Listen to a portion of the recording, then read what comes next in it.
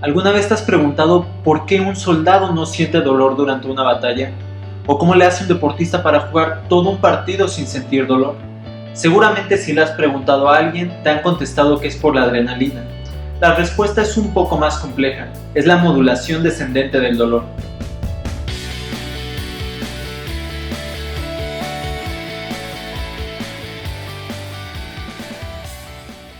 Es evidente que el dolor que sientes no siempre es proporcional a la intensidad del estímulo que te lo provoca. Si te golpean el dedo pequeño del pie practicando un deporte, probablemente te duele un poco, pero si te lo golpeas al levantarte de la cama por la mañana, yo creo que te va a doler más.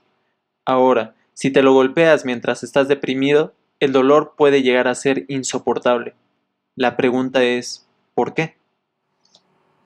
Viajemos un poco en el tiempo y ubiquémonos en los inicios de la segunda mitad del siglo XX. Las nacientes neurociencias nos estaban mostrando que hay distintas regiones específicas en el cerebro que sirven para modular los fenómenos neurológicos que nos caracterizan.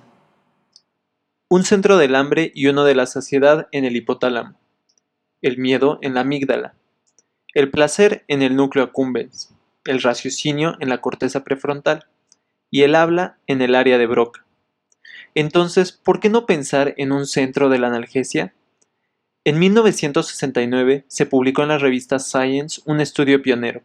Un investigador de apellido Reynolds encontró que la estimulación eléctrica de un área del tallo cerebral conocida como sustancia gris periacueductal producía una analgesia tan potente que permitía operar animales de experimentación completamente libres de dolor sin anestesia. Pero, ¿cómo producía una analgesia tan potente? ¿Qué mecanismos y a qué nivel actuaba? Para conocer la respuesta a estas preguntas, antes hay que aprender cómo es la transmisión fisiológica del dolor. Y antes de continuar, tengo que hacer un paréntesis importante. Hay dos términos distintos que usaré de ahora en adelante. Uno es nocicepción y otro es dolor. El primero se refiere a una serie de procesos celulares mediante los cuales se transducen, transmiten y modulan las señales causadas por estímulos potencialmente dañinos. La palabra clave aquí es procesos. Por el contrario, el dolor es una experiencia subjetiva. De hecho, la definición completa de dolor es una experiencia sensorial y emocional desagradable asociada a una lesión real o potencial o descrita en los términos de dicho daño. Dicho en otras palabras, el tejido nervioso puede presentar respuestas nociceptivas. Un animal anestesiado también tiene respuestas nociceptivas, pero solo un animal consciente puede presentar dolor. ¿Qué animales sí y qué animales no presentan dolor? Ese es tema de un complejo debate que dejaremos para otro momento. La transmisión general de la información nociceptiva se da de la siguiente manera. Imaginemos que alguien se quemó un dedo. Después de la transducción del estímulo dañino, este viaja codificado en potenciales de acción a través de los axones de neuronas, desde el dedo hasta la médula espinal. A estas neuronas se les conoce como aferentes primarias. En las astas dorsales de la médula espinal se lleva a cabo el relevo de la información nociceptiva, desde las aferentes primarias a otras neuronas, llamadas de segundo orden. El procesamiento de la información a este nivel es bastante complejo, tanto que destinaré un video en el futuro a hablar sobre la transmisión y modulación del dolor a nivel espinal. Baste decir en este momento que al ser el primer sitio de relevo, es el sitio donde se modula la transmisión nociceptiva de manera más eficiente. Desde las astas dorsales, la información nociceptiva viaja de forma ascendente a través de la médula espinal, por los axones de las neuronas de segundo orden. La mayoría de estos axones culminan en el tálamo, y de ahí a través de neuronas de tercer orden hacia distintas partes del cerebro.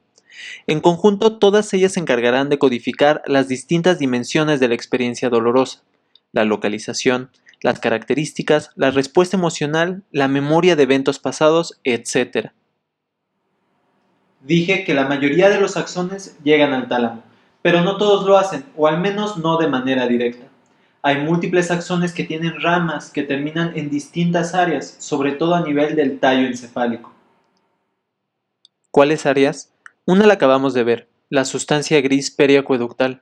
Es la misma que estimulaba Reynolds en sus cirugías. Pero hay otras, como la médula rostro-ventromedial y el locus ceruleus. También el hipotálamo participa en este proceso. Habiendo explicado esto, ahora sí llegó el momento de contestar estas dos preguntas. ¿Quiénes son los sistemas moduladores del dolor y por qué se llaman descendentes? Comencemos. ¿Quiénes son los sistemas moduladores del dolor?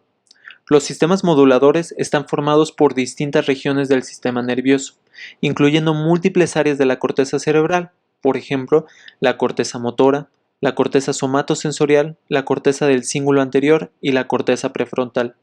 También por otras estructuras como el hipotálamo y por estructuras que forman parte del tallo cerebral, por ejemplo, la sustancia gris periacueductal, el locus ceruleus y la médula rostro-ventromedial. Y la segunda pregunta es, ¿por qué descendentes?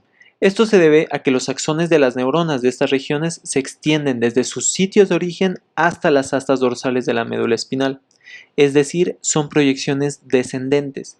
Es a este nivel, en la médula espinal, donde regulan la sinapsis entre las primeras y las segundas neuronas, es decir, modulan el primer relevo de la transmisión nociceptiva.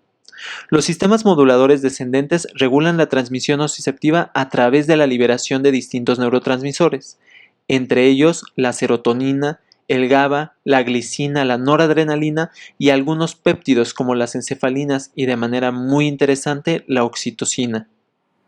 La modulación endógena del dolor, además de ser un fenómeno muy interesante, también es muy importante, tanto para médicos como para pacientes. De hecho, la mayoría de fármacos que utilizamos para tratar el dolor actúan en algún nivel de los sistemas moduladores descendentes del dolor. Acompáñenme a ver algunos ejemplos. Quizá el ejemplo clásico son los opioides como la morfina. Estos actúan potenciando los sistemas descendentes en múltiples niveles, particularmente en la sustancia gris periacueductal, en la médula rostro-ventromedial y en la médula espinal. Los antidepresivos tricíclicos son considerados primera línea de tratamiento en el dolor neuropático. Estos actúan facilitando la modulación por parte de la serotonina y noradrenalina, que como recordarán son liberadas por los axones provenientes de la médula rostro-ventromedial y el locus ceruleus. Quizá te sorprenda, pero incluso está probado que parte del efecto analgésico de los extremadamente populares analgésicos antiinflamatorios no esteroideos, como el ibuprofeno y el paracetamol, es llevado a cabo a través de múltiples áreas de los sistemas moduladores descendentes y a través de distintos neurotransmisores.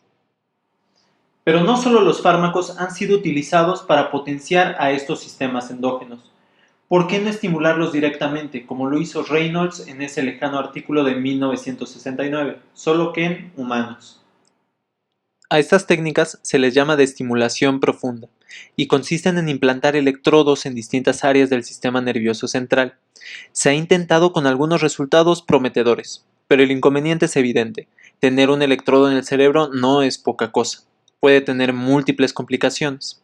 Por eso, en fechas recientes se está probando la estimulación magnética transcraneal, una técnica que permite estimular electromagnéticamente distintas áreas del cerebro, pero usando una bobina externa. Dicho de otra manera, no hay que hacer cirugía alguna. En conclusión, aprender cómo funcionan los sistemas moduladores descendentes del dolor nos ayudará a saber cómo funcionan los fármacos analgésicos y cuándo utilizar uno u otro.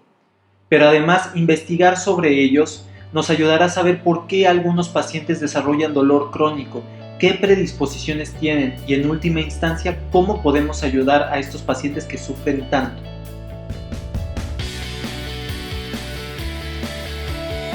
Si te gustó el video, dale like, compártelo y suscríbete a nuestro canal.